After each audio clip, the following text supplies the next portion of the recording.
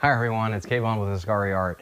So my camera died again, and it kind of sucks because the camera that I'm using is basically my cell phone. And it ran out of storage actually, so it wasn't completely dead. So you didn't get to see me making the color swatches, Ember, Sienna, and Dijon. So I'm actually going to show you just a close-up of these colors.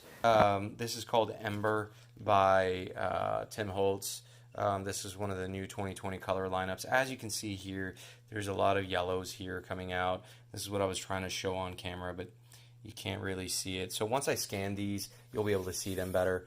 The second one that I've got is Sienna, and looking at it from a close-up, you've got some really nice colors happening. There's some like pinks and purples in here. I'm not sure if you can tell. Maybe if I zoom in, you'll be able to see it. But other than that, I think this is a really pretty color as well. It's just a little toned down for me. It looks very dry. It is Sienna. It is a true representation of the color. The last color that I want to show you is Dijon.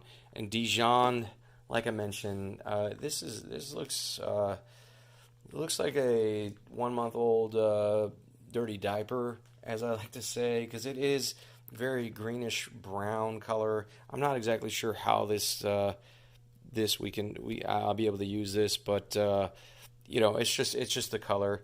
You may be able to mix this up with something really bright like the Fiesta, and it may be really pretty because it looks like maybe dead leaves, you know, keeping it positive.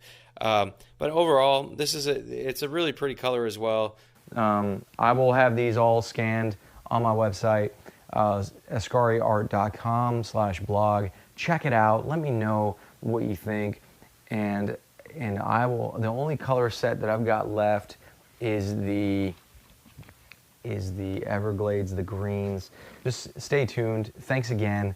Have a good one. Bye bye.